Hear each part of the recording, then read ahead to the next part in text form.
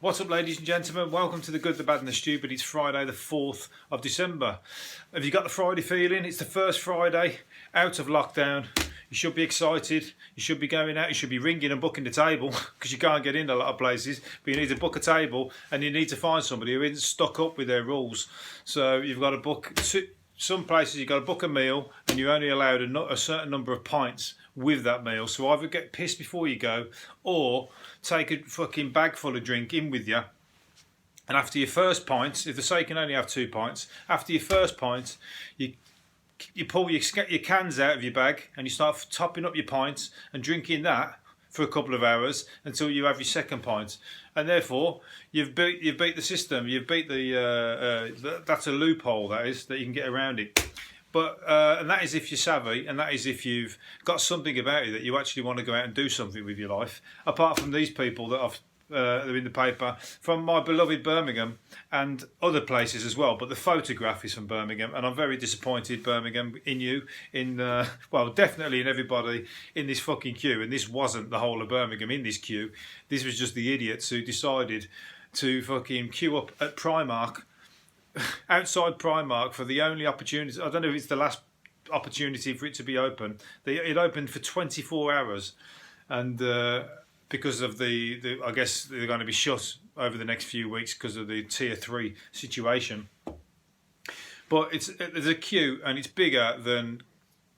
I mean, there must be. It would fit a football stadium. Let's put it that way. There's that amount of people in a queue to buy fucking £2 t-shirts and fucking slave labour dresses and Mickey Mouse pajamas and whatever else. It's everything's cheap in there, isn't it? But at the same time, it's like Primark's online.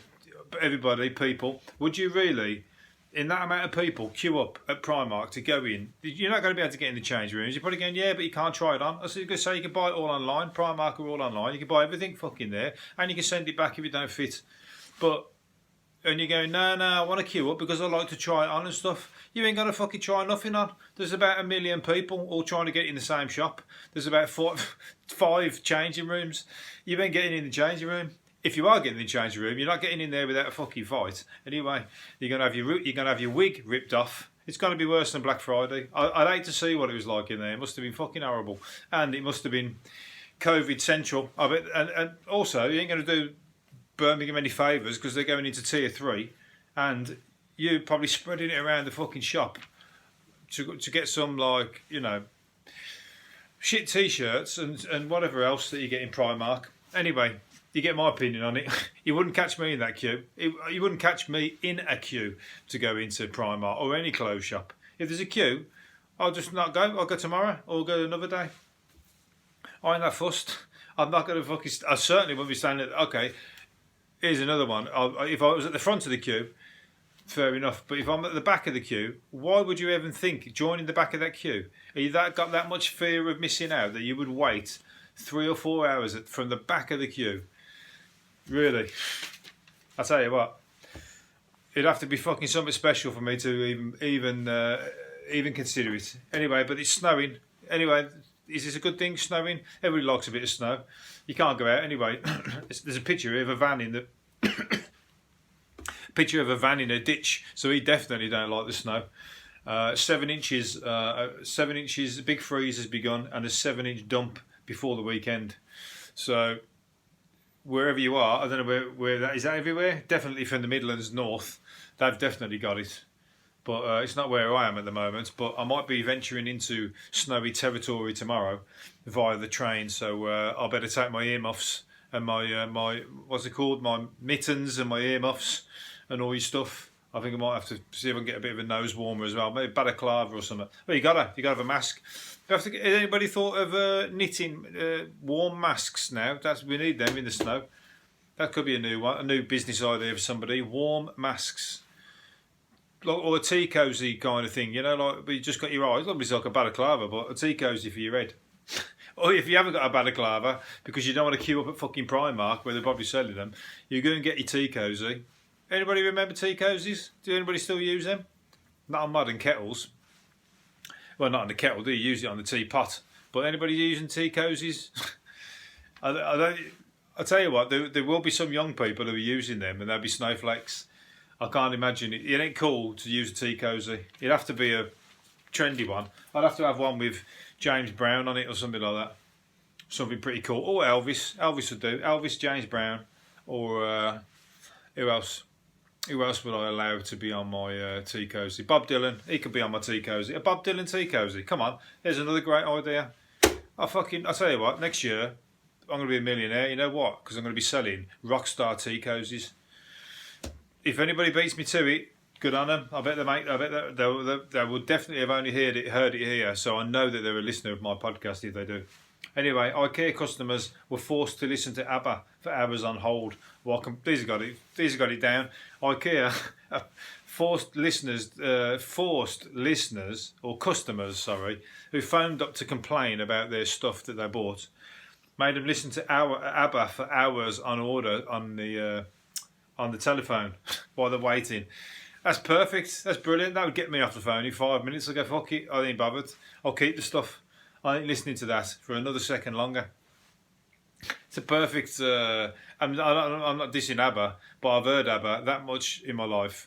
I don't need to hear it. And if I never hear it for another few lifetimes, if I'm reincarnated 4 or 5 times, then I'll start listening to ABBA again. But not until. Anyway, so yeah, IKEA, they've got it down. That's a good idea. So if you're a shop holder and you got people ringing up to complain, play some of the worst music you could possibly think of, or a baby crying. A baby crying's always good. Baby crying on the plane. Nobody fucking likes that. Baby crying. But that's for the airlines. Anyone ringing up about complaining about the airlines? If you're an airline, get the baby crying down the phone on repeat for hours. All of a sudden, you'll save yourself a ton in compensation. Nobody can be bothered with it, unless somebody sues you for sending them mad with the baby crying. And then I can't do anything for you on that one, I'm afraid.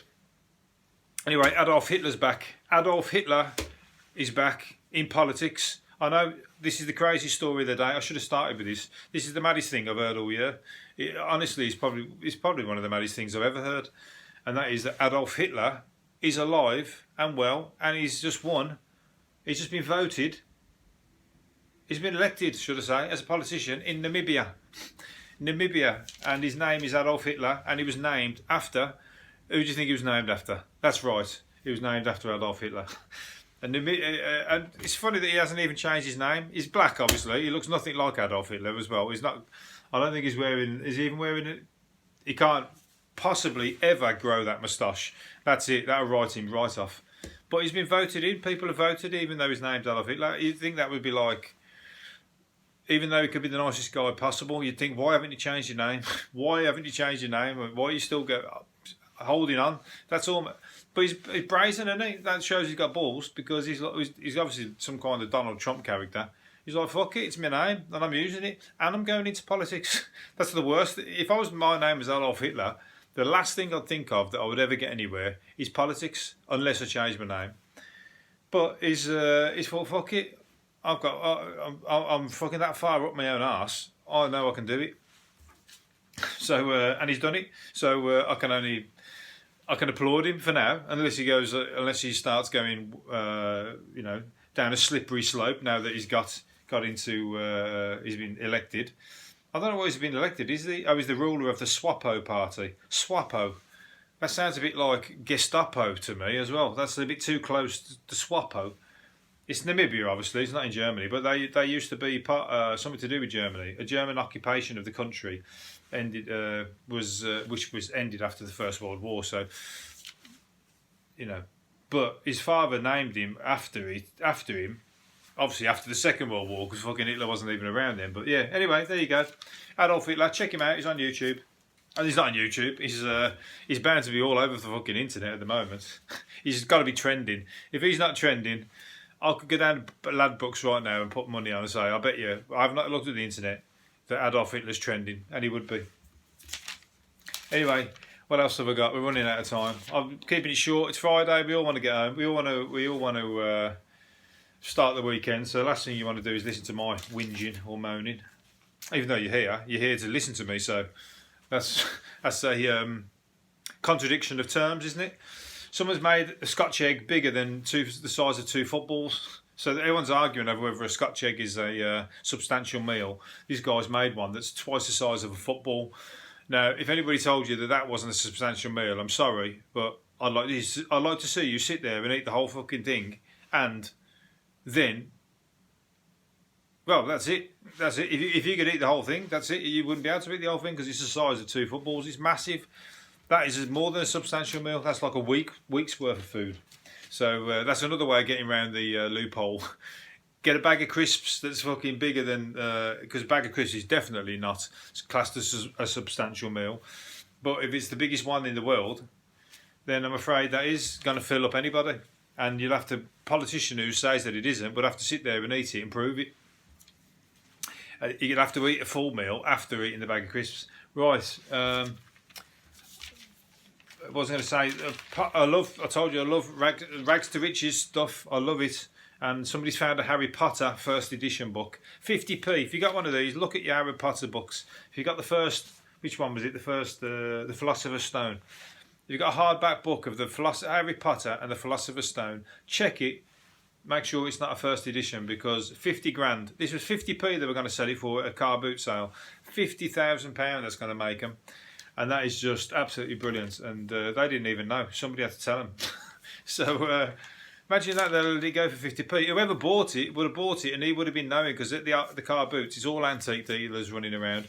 He'd have picked that up and he would have thought, fuck, 50p. And the cheeky bastard would have still said, would you take 40? Even knowing it was worth 50 grand. That's what they're like. Anyway, we're nearly there. You can nearly sign up. The guy who was having sex at the train station in a disabled toilet with a woman that he met at the train station, that geezer's got some moves, and he's very far from a very good looking guy. Let's put it that way. She's fucking obviously a lot worse. I think they were sharing a bottle of Frosty Jack 50p cider, so they weren't much of a heart to heart couple. But they were banging away in the disabled toilet, and he said he was putting cream on her sores. Good excuse. Did he get away with it? He faces 6 months in prison. Come on, he was only having sex. What is that? Sexual activity in a public lavatory. 1 count of sexual activity in a public lavatory. Well, I guess that's. I guess it is. Is it illegal? I guess that must be the way that they've said it. So. Anyway, there you go. I'll bear that in mind next time I'm possibly in that situation, that it is illegal. I know George Michael got done for it, but I thought that was a gay, lewd act in a public toilet. Well, I guess give me lewd if you're gay or not. But George Michael turned that one on his head with a brilliant video and a great song.